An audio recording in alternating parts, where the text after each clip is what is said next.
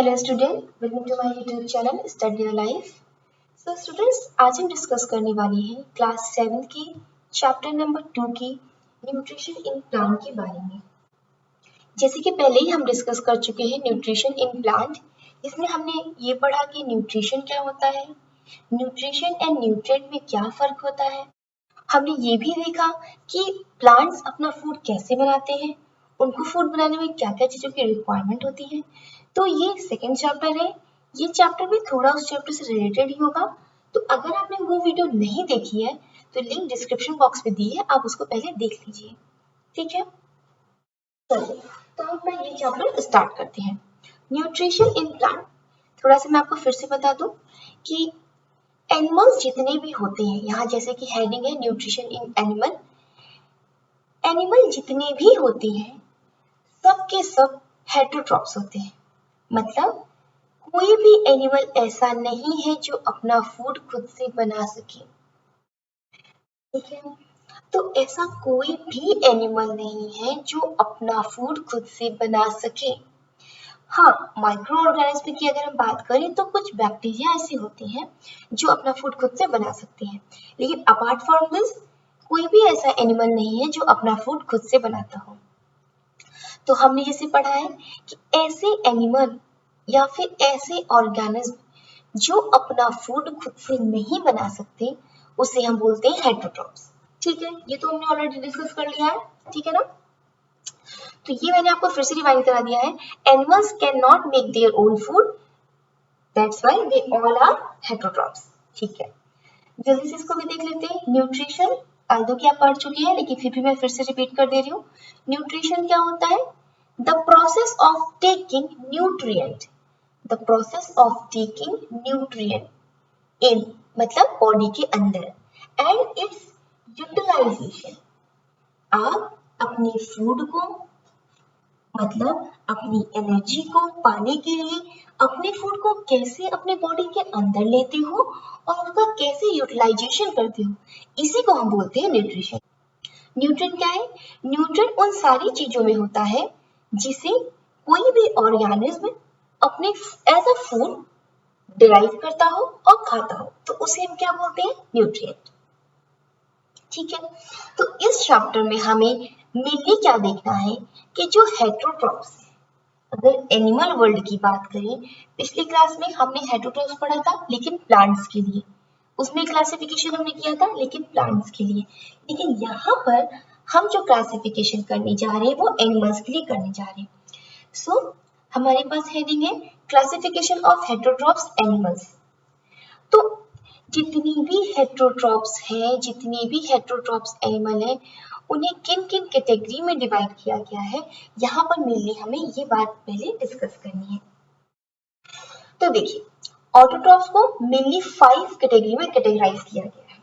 Autotrophs को mainly 5 category में categorise किया गया है। पहला है हर्बीवोरस।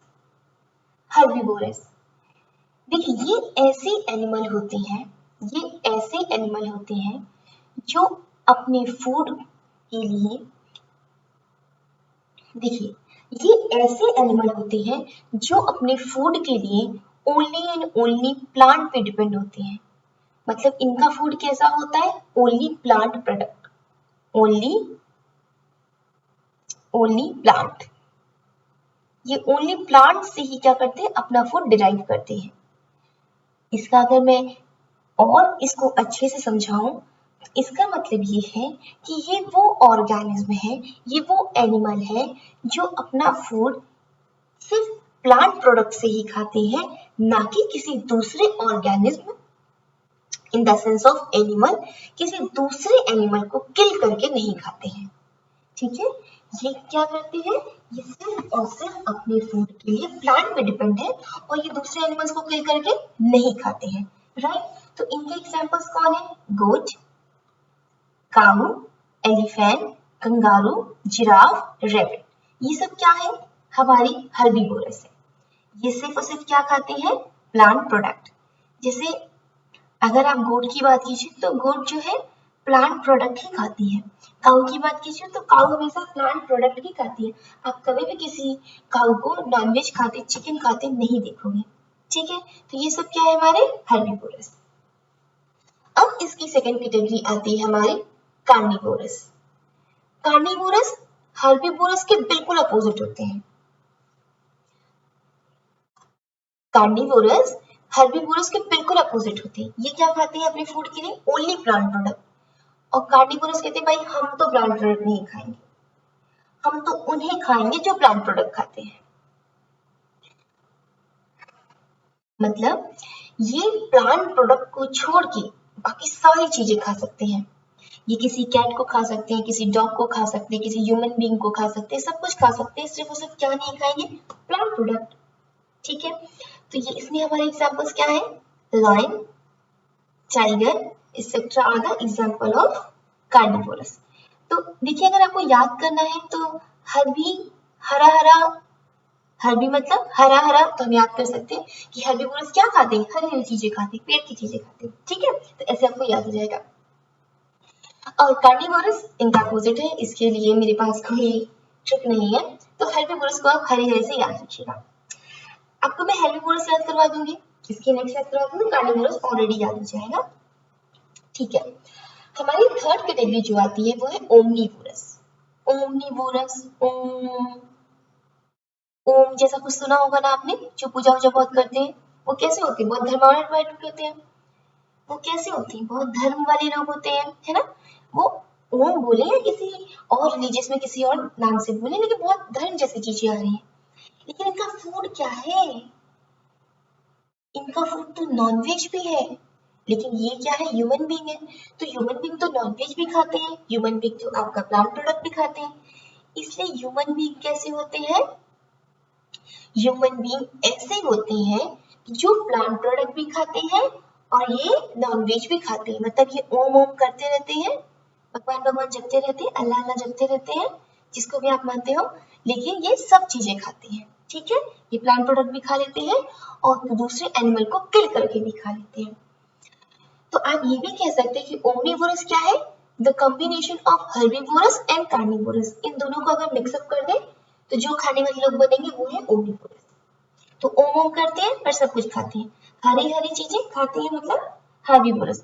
तो जो रह गया वो क्या है? कार्निवोरस, जो सिर्फ और सिर्फ नॉनवेज खाता है, सिर्फ और सिर्फ दूसरे ऑर्गेनिज्म को किल करके खाता है, जैसे लायन, टाइगर, ये सब इसके एग्जांपल है।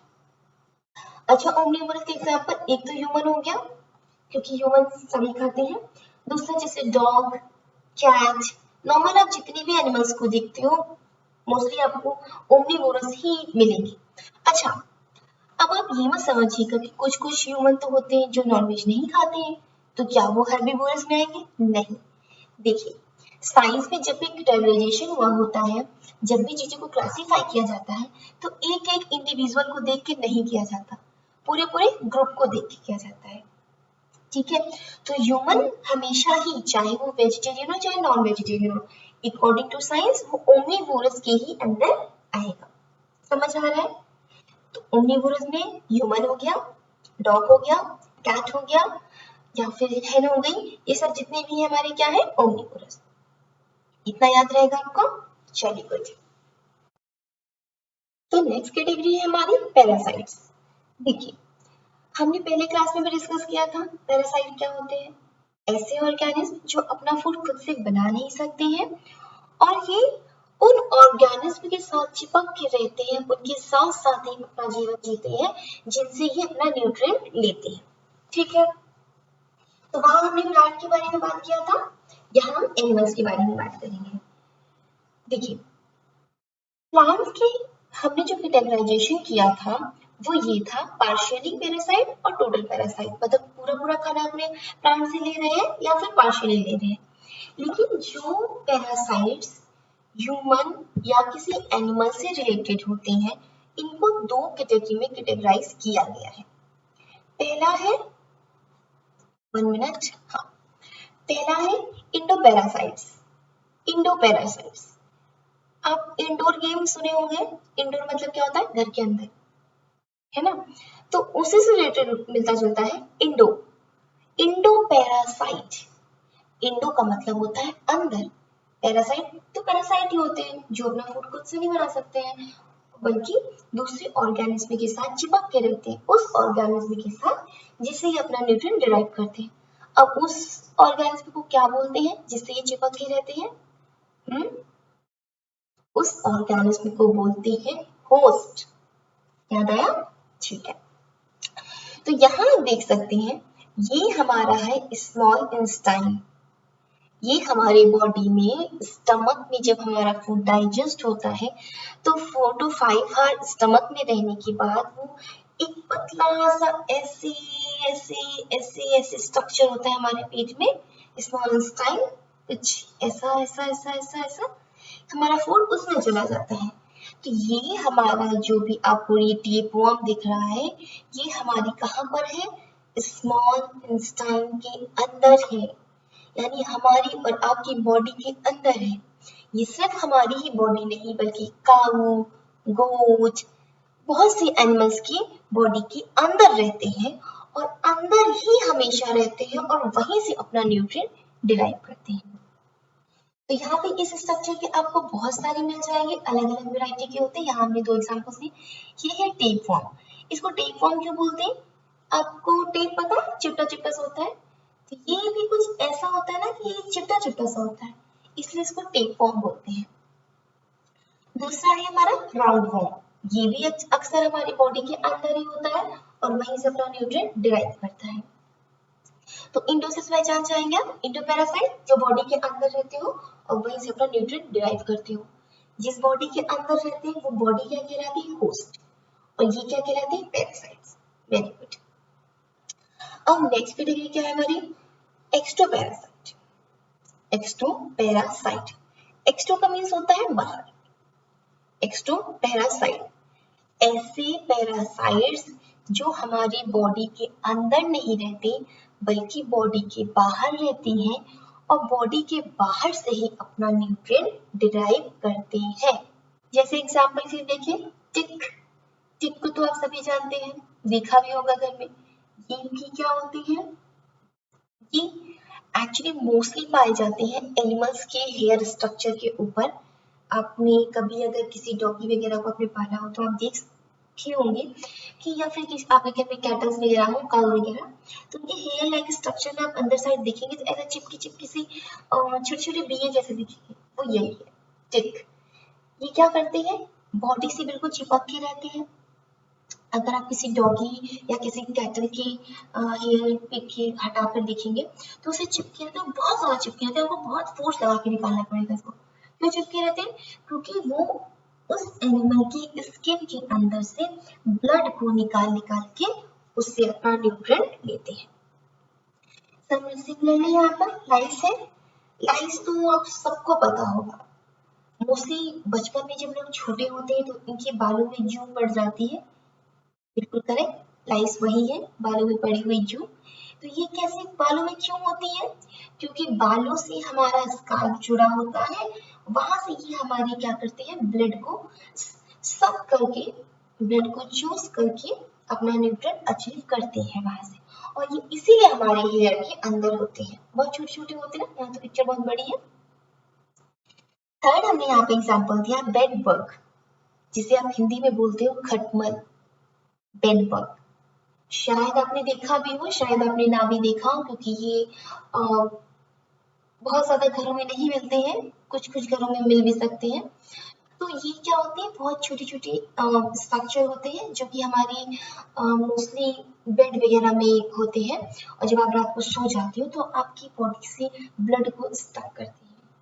ठीक है, इसी तरह आप मॉस्किटो को कह सकते हैं। मॉस्किटो क्या है? रात में जो मच्छर लगते हैं वो भी आपका एक्स्ट्रोपैरासाइट है। वो बॉडी के अंदर तो नहीं रहते लेकिन बॉडी के बाहर रहते हैं और हमारी बॉडी से न्यूट्रिएंट को लेते हैं। समझ आ गया? चलिए ठीक है। एक बात मैं और बता दूं कि ये ऑर्गेनिज्म ऐसा करते क्यों है? जैसे हम फूड खा रहे हैं वैसे ये क्यों नहीं खा पा रहे? देखिए, इनके बॉडी के अंदर वो ऐसे एंजाइम नहीं होते, इनके बॉडी के अंदर इतनी कह सकते हैं फैसिलिटी नहीं होती जो जैसा फूड हम खाते हैं उसको डाइजेस्ट कर लें। तो इसलिए हमारे ब्लड को स्टक करते हैं उसमें जो हमने फूड खाया है वो ऑलरेडी घुल चुका होता है, बिल्कुल वाटर सोल्यूबल हो चुका है, तो उसको फर्दर ब्रेक डाउन करके उससे एनर्जी बनाना बहुत इजी हो जाता है। इसलिए ये ऑर्गेनिज्म हमारी बॉडी से लग करके रहते हैं और वही अपना पूरा लाइफ को जीते हैं और वहीं से अपना न्यूट्रिएंट लेते हैं। ठीक है, लास्ट कैटेगरी क्या बोलते हैं? स्कैवेंजर्स। सो फ्रेंड्स, हमारी last category and fifth category क्या बनती है? स्कैवेंजर्स। स्कैवेंजर्स ऐसे एनिमल होते हैं जो कि डेड एनिमल को खाते हैं।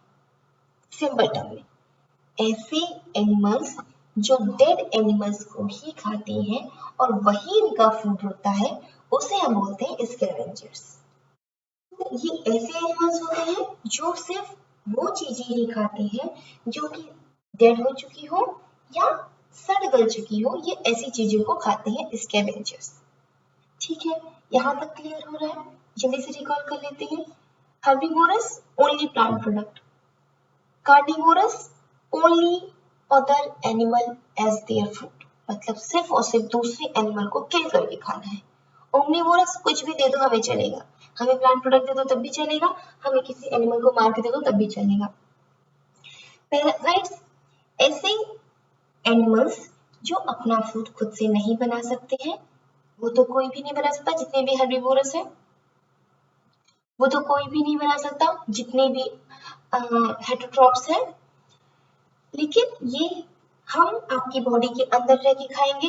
इंडोपैरासाइट्स हम आपकी बॉडी से चिपक के रहेंगे पर आपकी बॉडी के साथ साथ ही जगह जाएंगे। एक्सोपैरासाइट्स, ठीक है, स्कैवेंजर्स हम तो डेड एंड डेड की चीजों को ही खाएंगे। समझ आ गया? ये हमारा था कैटेगराइजेशन, ये था हमारा classification of heterotrophs animals. I hope आपको यहाँ तक समझ में आया होगा। अब हम चलते हैं अपनी नेक्स्ट स्लाइड की तरफ। तो अब तक हम लोगों ने ये पढ़ा कि न्यूट्रिशन क्या होता है। न्यूट्रिशन न्यूट्रिएंट को बॉडी के अंदर लेने यानी खाने का, इंजेस्ट करने का एंड उसे यूटिलाइज करने का प्रोसेस है। देखिए, अगर मैं इन सिंपल टर्म में कहूँ तो हमारा ये फूड है, ठीक है, इस फूड को हम ईट करते हैं, उसके बाद क्या होता होगा? फूड हमारा छोटे छोटे टुकड़ों में ब्रेक डाउन होता होगा, फिर हमारी बॉडी में मिल जाता होगा और उससे हमें एनर्जी मिलती होगी। मोटे तौर में हम ये कह सकते हैं ना। देखिए, थोड़ा सा मैं आपको थोड़ा सा बता दूं पहले कि हमारी जो बॉडी होती है ना, जैसे कि आप समझो कि एक हाउस किस चीज से मिलकर बना होता हो। एक हाउस किस चीज से मिलकर बना होता होगा? रूम से, ठीक है। रूम किस चीज से मिलकर बना है? वॉल से। वॉल किससे मिलकर बना है? ब्रिक्स से, राइट। इसी तरह अगर मैं ह्यूमन बॉडी ले लूं या किसी एनिमल ले लेती हूँ, एनिमल ले लेते हैं, एनिमल बॉडी किससे मिलकर बनी है? ऑर्गन से, ठीक है। ऑर्गन किससे मिलकर बने हैं? टिश्यू से।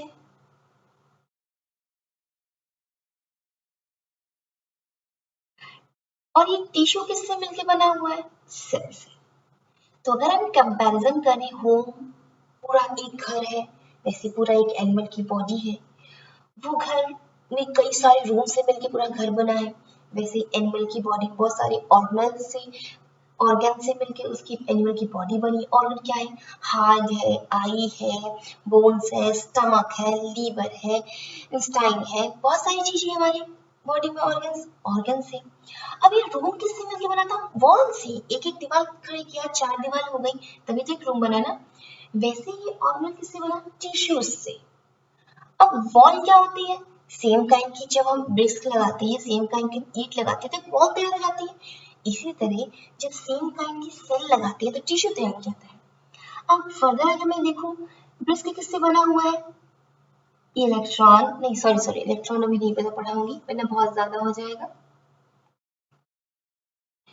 तो ये हमारा ब्रिक्स किससे मिलकर बना हुआ है? एटम, मॉलिक्यूल, इन सबसे मिलकर बना हुआ है। इसी तरह सेल भी आगे बारी बनी हुई है, किससे मिलकर के? बहुत सारे ऑर्गेनाइज से।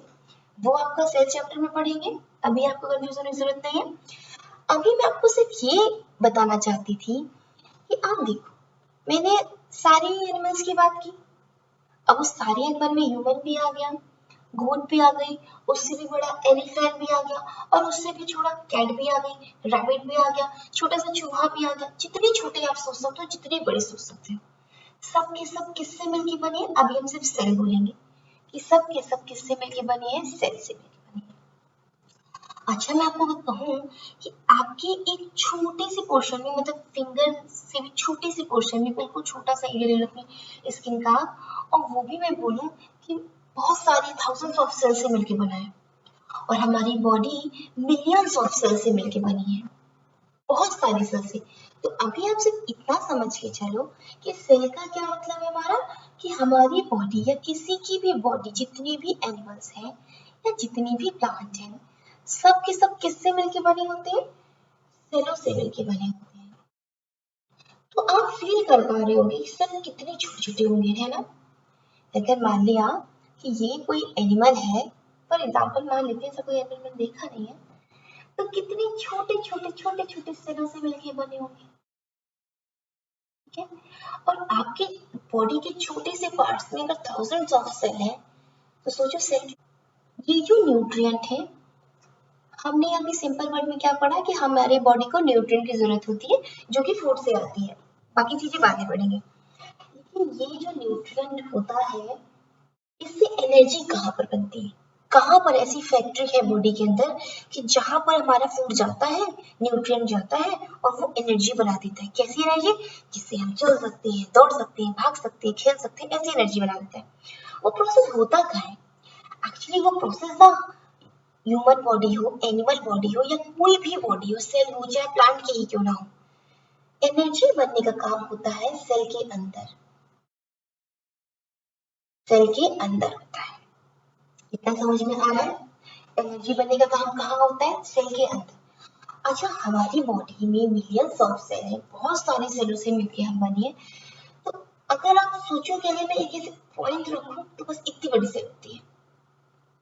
मैं ये नहीं कहूंगी कि सारी सेल ही इतनी बड़ी होती है, कुछ सेल ऐसी भी होती है जो थोड़ी बड़ी होती है, लेकिन मैक्सिमम सेल बहुत छोटी छोटी होती है, ठीक है? अब बड़ी कौन सी होती है, तो इसका आंसर आपको मिलेगा सेल चैप्टर में, ठीक है? क्योंकि अभी अगर मैं डिस्कशन करूंगी तो हम लोग ये चैप्टर कवर नहीं कर पाएंगे।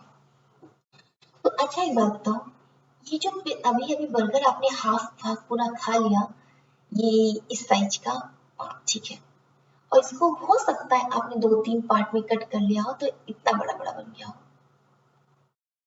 आपके दांतों से कुचलने के बाद। तो क्या मुझे बताओ, इस सेल के अंदर एनर्जी बननी है, क्या ये फूड सेल के अंदर जा सकता है? ऑफ कोर्स नहीं जा सकता, क्योंकि सेल इतना छोटा और फूड मटेरियल इतना बड़ा बड़ा कैसे जाएगा? पॉसिबल ही नहीं है। तो इसीलिए न्यूट्रिशन के डेफिनेशन में हम कहते हैं the process of taking nutrient. आपने न्यूट्रिएंट कैसे पहली बात लिया? हमने न्यूट्रिएंट लिया फूड को पहले खा करके, प्लस इसका यूटिलाइजेशन, कि इसको फूड लेने से लेकर के एनर्जी बनाने से लेकर के सारे प्रोसेस को अगर मिला लें तो उसे बोलते हैं न्यूट्रिशन, ठीक है?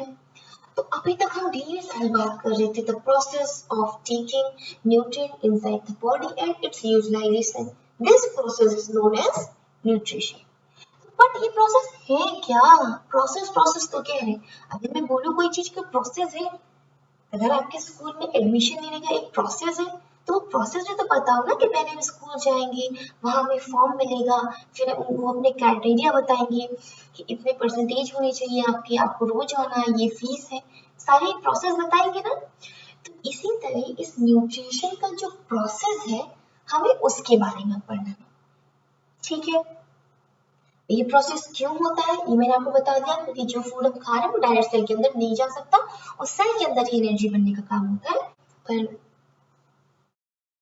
तो इस प्रोसेस में मेनली 5 स्टेप्स आते हैं: इंजेस्शन, डाइजेशन, एब्जॉर्प्शन, एसिमिलेशन और इजेशन। ठीक है, इस सारे प्रोसेस को हम वन बाय वन पढ़ेंगे कि आपकी बॉडी की जो सेल होती है, थोड़ा सा और बड़ा कर लेती हूँ, मान लिया इतनी बड़ी है,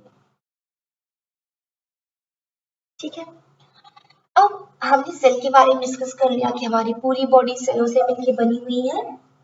हमारी क्या, जितने भी एनिमल्स है, जितने भी प्लांट्स है, जितने भी लिविंग ऑर्गेनिज्म है, सबकी बॉडी किससे मिलकर बनी है, सेलों से मिलकर बनी होती है। अब हमारी बॉडी को जो एनर्जी की जरूरत है वर्क करने के लिए, एनर्जी बनेगी कहाँ? हमने तो फूड खाया, हमें ये पता है फूड के अंदर न्यूट्रिएंट है, न्यूट्रिएंट से फिर एनर्जी बनेगी। एनर्जी कहाँ बनेगी? तो एनर्जी बनने का वर्क होता है सेल के अंदर, ठीक है।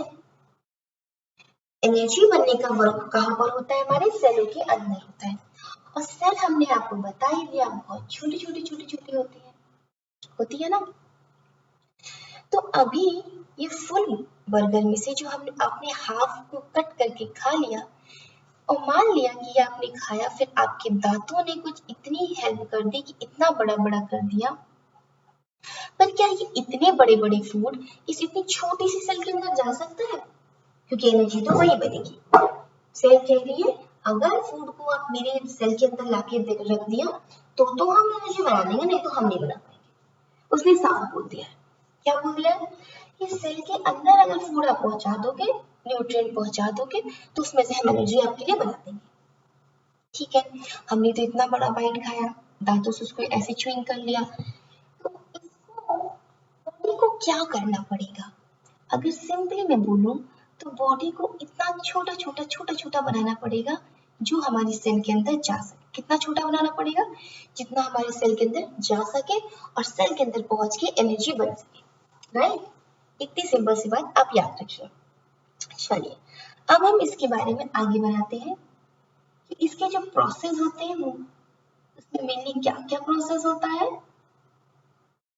एक मिनट मैं स्ट्रक्चर बना लूं।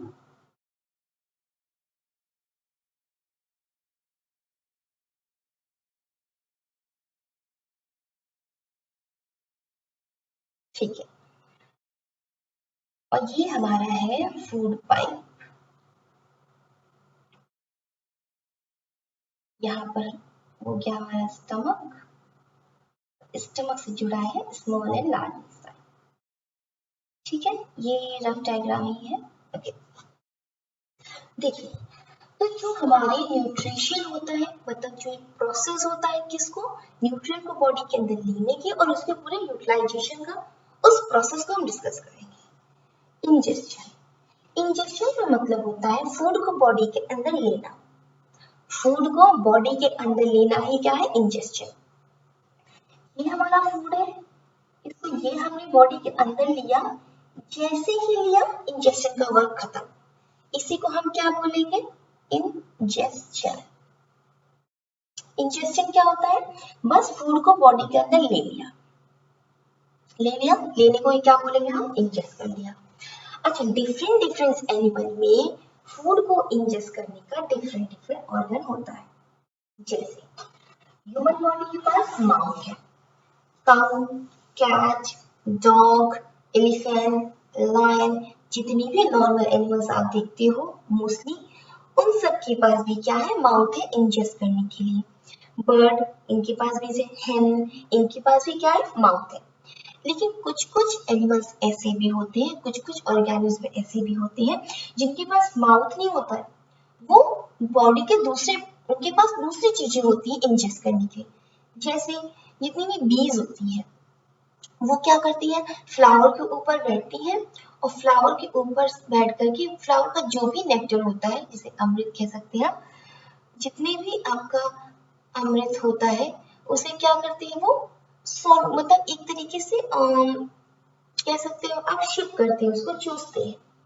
उनके पास क्या है, कोई बहुत नहीं है इसे खाने के लिए। इसी तरह स्नैक क्या करता है, चीजों को सॉलो करता है, ले लेता है, ठीक है, चीजों को ले लेता है। तो डिफरेंट डिफरेंट ऑर्गेनिज्म के पास, डिफरेंट डिफरेंट ऑर्गेनिज्म के पास डिफरेंट डिफरेंट तरह की फैसिलिटी है बॉडी फूड को इंजेक्ट करने का, मतलब बॉडी के अंदर लेने का। तो इंजेक्शन का मतलब क्या है, फूड को बॉडी के अंदर लेना। अब फूड को जैसे ही बॉडी के अंदर आप लेते हो, तो यहाँ पर आपके पास जो टीथ है वो उसे क्या करते हैं, ब्रेक डाउन करना शुरू कर देते हैं। ब्रेक डाउन का मतलब फूड जो भी हमने खाया उसको छोटे फॉर्म में तोड़ने लगते हैं। ठीक है, अब यहाँ से टूटता है। आपको मैं बता दूं कि हमारी धातु में जब फूड को हम जमाते हैं ना, तो हमारे फूड में जितना भी स्टार्च होता है जो कि कॉम्प्लेक्स है, जो स्टार्च होता है वो यहीं पर ब्रेक डाउन हो जाता है। ब्रेक डाउन का मतलब छोटे छोटे फॉर्म में टूट जाता है। क्यों टूटता है? जिससे कि फूड हमारा बिल्कुल छोटा छोटा हो जाए, उसमें से न्यूट्रिएंट अलग हो जाए और बॉडी से होते हुए वो हमारे सेलों पे पहुंच जाए, वहां एनर्जी बन जाए। ये फूड को यहाँ पर हमने च्युइंग करना शुरू किया। उसके बाद ये फूड हमारा ऐसे ऐसे ऐसे होते होते होते होते हमारे कहाँ पर आ गया, यहाँ पर हमारा फूड क्या है, हमारा स्टमक। अब ये 5 to 6 हार्स स्टमक में ही पड़ा रहेगा। वहां पर क्या होगा, वहां पर भी छोटे छोटे टुकड़ों में ब्रेक डाउन किए जाएंगे। हमारे स्टमक के अंदर बहुत सारे एंजाइम वगैरह मिलाए जाएंगे और उससे क्या होगा, फूड हमारा जो है यहाँ पर ब्रेक डाउन होगा। ठीक है, यहाँ पर ब्रेक डाउन होगा, फिर स्मॉल इंटेस्टाइन में जाएगा। स्मॉल इंटेस्टाइन में जाने के बाद वो और ज्यादा छोटे छोटे ब्रेक डाउन होगा। तो इस पूरे ब्रेक डाउन के प्रोसेस को सब में क्या हो रहा है, फूड को और स्मॉल में ब्रेक डाउन और स्मॉल में ब्रेक डाउन और स्मॉल में ब्रेक डाउन, उसे हम बोलते हैं डाइजेस्शन। उसको हम क्या बोलते हैं, डाइजेस्शन। तो हमारा फूड, ये हमारा फूड था। मान लिया हमारे दांतों ने कुछ ऐसा किया, फिर हमारे स्टमक में जाके ऐसा ऐसा हुआ, फिर हमारे स्मॉल इंटेस्टाइन में जाकर के फूड बिल्कुल छोटे छोटे छोटे छोटे हो गए। ये कैसे हो गए, वाटर सोल्यूबल। ये हमारे कैसे हो गए हैं, सिंपल सोल्यूबल या फिर वाटर सोल्यूबल हो गए। अब सोल्यूबल का क्या मतलब है, देखिए सोल्यूबल का ये मतलब है कि अगर हम वाटर में, बॉडी के अंदर जो भी लिक्विड फ्लो कर रहा है, जो भी फ्लूइड हमारा फ्लो कर रहा है, वो ब्लड वाटर का कॉम्बिनेशन जितनी भी चीजें हैं, उनमें अगर इस फूड को मिक्स किया जाए तो फूड बिल्कुल नजर नहीं आएगा।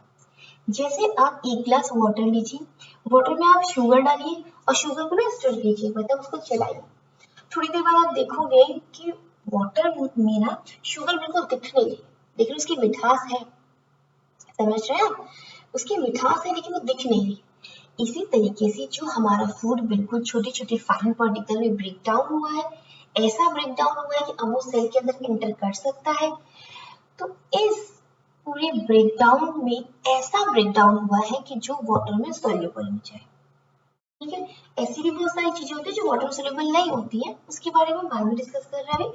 अभी इतना समझिए कि जो भी फूड हमने खाया उसको क्या हुआ, छोटे छोटे सिंपलेस्ट फॉर्म पे ब्रेकडाउन हुआ है, जिससे कि हमारी सेल से ऑब्जर्व कर ले और एनर्जी बना ले। तो डाइजेस्शन का क्या काम हुआ, कॉम्प्लेक्स माने कि जो भी फूड हम खाते हैं वो बहुत मिक्स फॉर्म पे होता है, वो उसको हम सीधे न्यूट्रिएंट नहीं ले रहे हैं, उसको कंबाइन फॉर्म में खा रहे हैं। इनसोल्यूबल मतलब इनसोल्यूबल यहाँ क्या है, अच्छा देखिए जो भी आप खाना खा रहे हो, आप राइस खा रहे हो, चपाती खा रहे हो, वेज खा रहे हो, क्या उन सभी को हम वाटर में अगर डिजोल्व करें तो क्या दिखना बंद हो जाता है, नहीं बंद होता।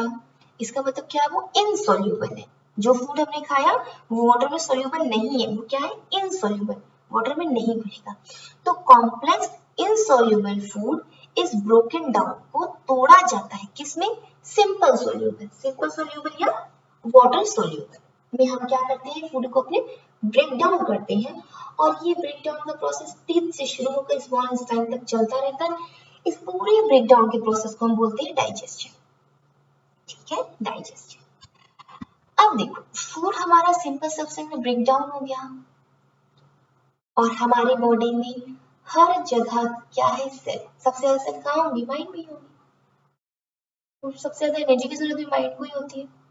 अगर आपका माइंड बहुत ज्यादा वर्क करता है तो वैसे भी जरूरत होगी। ये हमारी क्या है, सेल्स है। मैंने बना लिया, सभी सेल्स एक ही साइज की नहीं होती है, लेकिन मैं सभी सेल एक ही साइज की नहीं होती है, लेकिन यहाँ मैं एक साइज की ले रही हूँ सिंप्लिसिटी के लिए। वो जो हम सेल चैप्टर पढ़ेंगे तो वहाँ डिटेल में डिस्कस करेंगे। चलिए, तो हमारे सेल मान लीजिए यहाँ है, यहाँ भी सेल है, यहाँ भी सेल है, हर जगह क्या है, सेल है। स्मॉल इंटेस्टाइन के अंदर भी सेल है, हर जगह सेल है ना। तो जो जहाँ न्यूट्रिएंट मान लीजिए यहाँ बनकर तैयार हुआ, यहाँ क्या हुआ हमारा न्यूट्रिएंट तैयार हो गया, ये बन के बिल्कुल रेडी हो गया। कैसा रेडी हो गया, वाटर सोल्यूबल हो गया है और इसे बिल्कुल तैयार है सेल के अंदर इंटर करने के लिए। लेकिन प्रॉब्लम ये है ना कि ये फूड यहाँ से यहाँ तक कैसे जाएगा। अब हमें कहीं जाना हो या आपको कहीं जाना हो तो आप क्या करते हो, आप आराम से जो है टैक्सी कर लेती हो, बाइक से चली जाती हो या फिर पैदल चल के चले जाते हो। पर फूड के पास तो कोई पैर नहीं है, बिल्कुल पैर है ही नहीं, तो वो कैसे जाएगा। चलो इसको एक एग्जाम्पल से समझते हैं। मान लिया यह एक क्या है, नदी है, हमारा क्या है, रिवर है। रिवर में वाटर हमारा इस साइड फ्लो हो रहा है, ठीक है। अब यहाँ पर आप हो, यू, एंड यहाँ पर आपका फ्रेंड। अब मान लीजिए आप यहाँ से यहाँ नहीं जा सकते, कुछ भी प्रॉब्लम है, मान लीजिए यहाँ पर बहुत बड़ी दीवार खड़ी है या कुछ भी, आप नहीं जा सकते और आपको अपने फ्रेंड को पहुंचाना है कोई सामान। तो अब अगर इस नदी के ऊपर वो सामान रख दो तो क्या ये सामान थोड़ी देर में पानी के साथ बहते बहते यहाँ नहीं पहुंच जाएगा, और आपके फ्रेंड को रिक्वायरमेंट है तो वो ले लेगा, इसको कर सकते हैं ना। सेम काम बॉडी के अंदर भी होता है। फूड को यहाँ पर हमारा न्यूट्रिएंट बन के, बिल्कुल इसमें रेड ले लूं वरना ब्लैक ब्लैक बहुत ज्यादा हो गया है। यहाँ पर हमारा न्यूट्रिएंट क्या हुआ, बन के बिल्कुल रेडी हो गया है। हमारा न्यूट्रिएंट यहाँ क्या हुआ है, बन के रेडी हो गया है, ठीक है। अब इस न्यूट्रिएंट को पहुंचाए कौन। अच्छा, हमारी बॉडी के अंदर ना भी एक नदी जैसी चलती है, बता सकते हैं आप क्या है। ऑफकोर्स आपको पता ही है, बहुत समझदार बच्चे हैं आप लोग। हमारी बॉडी के अंदर कंटिन्यूअसली ब्लड चलता रहता है। ब्लड में भी वाटर भी होता है, सब कुछ होता है, लेकिन मैं ब्लड बोल रही हूँ कि ब्लड आप ज्यादा रिलेट कर पाएंगे कि यहाँ पर ब्लड है कंटिन्यू। ब्लड क्या कर रहा है, कंटिन्यू यहाँ गया, यहाँ गया, फिर यहाँ गया, यहाँ गया, यहाँ गया, यहाँ गया, पूरे में ऐसे क्या करते हैं, ये चलते रहते हैं और इनका फ्लो कंटिन्यू बना रहता है, ठीक है।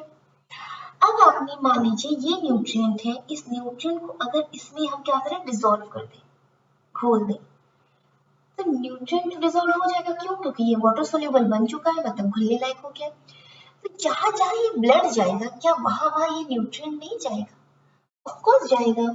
जब ब्लड जा रहा है तो न्यूट्रिएंट भी उसके साथ साथ जाएगा। तो वही बात हो गई, ये आप है, आपने यहाँ ब्लड में रख दिया कोई सामान। अब ये सेल क्या है, आपकी फ्रेंड है, ये सेल क्या है, आपकी फ्रेंड है। तो अगर हमारा ब्लड यहाँ पर आएगा और सेल को रिक्वायरमेंट है तो क्या सेल इसे ले नहीं लेगी, बिल्कुल ले लेगी। तो हमारा एब्जॉर्प्शन क्या होता है, एब्जॉर्प्शन का मतलब होता है कि जो भी डाइजेस्टेड फूड हो गया है, जो भी फूड हमारा डाइजेस्ट हो चुका है, उस फूड को ब्लड में मिला देना, मिक्स कर देना, प्लस ब्लड के साथ बॉडी के डिफरेंट डिफरेंट पार्ट में पहुंचाना, इसे हम बोलते हैं एब्जॉर्प्शन। न्यूट्रिएंट को एब्जॉर्ब कर लिया ब्लड ने और जगह जगह इसको ट्रांसफर कर रही है, mixing with fluid and transport. समझ आएगा एब्जॉर्प्शन का मतलब कि हमारा जो अभी फूड डाइजेस्ट हुआ है, जो सिंपलेस्ट फॉर्म पे आपका ब्रेक डाउन हुआ है, उससे ब्लड में मिल गया और वो बॉडी के डिफरेंट डिफरेंट पार्ट में क्या हो रहा है, ट्रांसपोर्ट हो रहा है। अब नेक्स्ट हमारा एसिमिलेशन। हमारी फूड ब्रेक डाउन हो चुकी है, फूड का जो न्यूट्रिएंट है, जो भी चीजें ब्लड में मिक्स हो चुकी है, मिक्स होने के बाद हमारी सेलों ने उसको क्या किया, ले लिया। मैं थोड़ी यहाँ पर एक सेल को थोड़ा लार्ज कर ले रही हूँ, ये सेल है, ये सेल ने ले लिया, इसके अंदर क्या आ गया, न्यूट्रिएंट। तो सेल ने इसे एब्जॉर्ब कर लिया, उसके बाद क्या किया, इस न्यूट्रिएंट को रख के तो कुछ काम है नहीं, इससे उसे क्या बनाना है, एनर्जी, एनर्जी बनाना है, फैट बनाना है, प्रोटीन बनाना है, कार्बोहाइड्रेट बनाना है, शुगर बनाना है। तो ये सारी चीजें अब क्या होंगी, बनने लगेंगी। क्यों बनने लगेंगी, क्योंकि बॉडी को इसी चीज की रिक्वायरमेंट है, एनर्जी की, फैट की, प्रोटीन की। तो ये जो अब बन रहा है इसे हम बोलते हैं एसिमिलेशन। कि सेल ने ब्लड के थ्रू न्यूट्रिएंट को अंदर अपने अंदर क्या किया है, न्यूट्रिएंट को, कॉम्प्लेक्स न्यूट्रिएंट को क्या किया है, अपनी सेल के अंदर ले लिया है और अब उससे क्या बना रही है, एनर्जी बना रही है, फैट बना रही है, प्रोटीन बना रही है, अलग अलग चीजें को सिंथेसाइज कर रही है। ठीक है, अब ये हमारा काम हो गया, बॉडी को एनर्जी मिल गई, वो फूड को इंजेस्ट किया, फिर उसे डाइजेस्ट किया, मतलब सिंपलेस्ट फॉर्म पे ब्रेक डाउन किया, वाटर सॉल्युबल बनाया, फिर हमारी बॉडी के अंदर बह रहे फ्लूइड ने उसे एब्सॉर्ब किया, फिर उसे सेलों ने एब्सॉर्ब किया और सेलों के अंदर क्या बनाया, प्रोटीन, फैट, कार्बोहाइड्रेट, सारी चीजें बॉडी ने बना लिया, एनर्जी बना लिया। अच्छा लेकिन एक बात बताओ, अगर मैं आपको आपके प्लेट पे जितना खाना दे दूं, आप उतना सारा खा लोगे? नहीं खा पाओगे, नहीं खा पाओगे ना। और अगर मैं उस खाने के साथ साथ आपको कुछ प्लास्टिक की चीजें भी दे दूं और बोलूं कि ये खाना तो तभी मिलेगा जब ये सामान भी लोगे, तो आप ले लोगे ना, लेकिन क्या उसको खाओगे? या फिर आप प्लास्टिक की प्लेट में खाना खाते हो, क्या प्लेट भी खाते हो? हम क्या कहते हैं कि फूड तो जमीन पे तो देंगे नहीं, फूड तभी मिलेगा जब ये प्लेट भी लोगे, तो आपने ले लिया। पर क्या आप प्लेट को खा जाते हो? नहीं खाते हो। आप प्लेट को क्या करते हो, प्लेट को पकाने के बाद उसे वापस किचन में जाके रख देते हैं, मतलब उसको अपनी तरफ से उसको थ्रो आउट कर देते हैं, अपने पास से उसको क्या करते हैं, थ्रो आउट कर देते हैं, राइट। इसी तरीके से जो हमने फूड खाया, क्या फूड हमें पूरा पूरा चाहिए था? नहीं, फूड के अंदर कुछ न्यूट्रिएंट्स थे, वो हमें चाहिए थे, फूड के अंदर कुछ न्यूट्रिएंट थे, वो हमें चाहिए थे, लेकिन न्यूट्रिएंट आप ऐसे नहीं दे रहे थे, जैसे आप खाना नहीं दे रहे थे वैसे जमीन पे मुझे, न्यूट्रिएंट आप मुझे वैसे नहीं दे रहे थे, आप कह रहे थे नहीं, इस पूरे पूरे मैंगो को खाओगे तो उसके अंदर जो न्यूट्रिएंट आपको मिलेगा, तो हमें बॉडी को क्या करना पड़ा, मजबूरी में इस न्यूट्रिएंट के साथ साथ इस पूरे मैंगो को इंजेस्ट करना पड़ा, इंजेक्शन करना पड़ा इस पूरे पूरे मैंगो का। पर बॉडी में जब न्यूट्रिएंट निकाल लेगा, बॉडी का काम इस फूड से खत्म हो जाएगा, तो क्या ये मैंगो खाएगा? जैसे आप प्लेट नहीं खाते हो, ये जो न्यूट्रिएंट के सेवा पोर्शन था जितना भी, उसे क्या करेगा, बॉडी से थ्रो आउट कर देगा। प्लस जितना भी एक्स्ट्रा फूड होगा, सब बॉडी को जितनी रिक्वायरमेंट होगी वो उसको खा लेगा, उससे एनर्जी बना लेगा। लेकिन अगर आपने बहुत ज्यादा खा लिया, आपने एक्स्ट्रा चीजें खा ली, तो बॉडी इसको जबरदस्ती तो डाइजेस्ट करके एब्सॉर्ब करके एनर्जी नहीं बनाएगी। तो जो आपने एक्स्ट्रा चीजें खाई न्यूट्रिएंट की सिवा, वो प्लस अनडाइजेस्टेड, या आप कह सकते हैं कि अनअब्सॉर्ब, सेलों ने उतना ही एब्सॉर्ब किया जितनी जरूरत थी, बाकी ब्लड में बहने दिया, सर्टेन टाइम के बाद क्या होगा, वो बॉडी से थ्रो आउट हो जाएगा।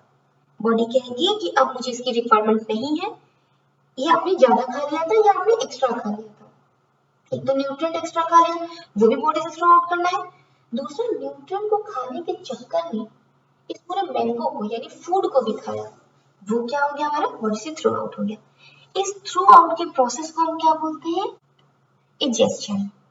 इस पूरे थ्रो आउट के प्रोसेस को क्या बोलते हैं, इजेस्शन। तो बॉडी में जब भी हम कोई भी बॉडी, कोई भी एनिमल कोई भी फूड खाता है, तो उसके मेनली ऐसे फंक्शन से होके उसको, इस प्रोसेस से होके उसको गुजरना होता है, तभी हमारी एनर्जी यहाँ बनती है और फिर हमारा वेस्ट मटेरियल बॉडी से थ्रो आउट हो जाता है। तो ये था बेसिक प्रोसेस ऑफ न्यूट्रिशन, कि किसी भी एनिमल में थोड़ा कम थोड़ा ज्यादा हो सकता है, लेकिन बेसिक यही 5 स्टेप्स है जो कि कोई भी एनिमल फॉलो करता है अपने न्यूट्रिएंट से एनर्जी बनाने के लिए। समझ आ गया? तो आई होप आपको ये सारी चीजें समझ में आई होंगी। इसके बाद हम nutrition in amoeba and nutrition in human body and animals के बारे में और डिस्कस करेंगे, लेकिन इस पार्ट में यही था। इसके आने वाले नेक्स्ट पार्ट में हम बाकी की चीजों को कवर करेंगे, ठीक है। सो अगर आपको ये वीडियो अच्छी लगी हो तो थोड़ा सा सपोर्ट कर दीजिएगा चैनल को हमारे लाइक कीजिएगा एंड सब्सक्राइब कीजिएगा, and thank you for watching my video.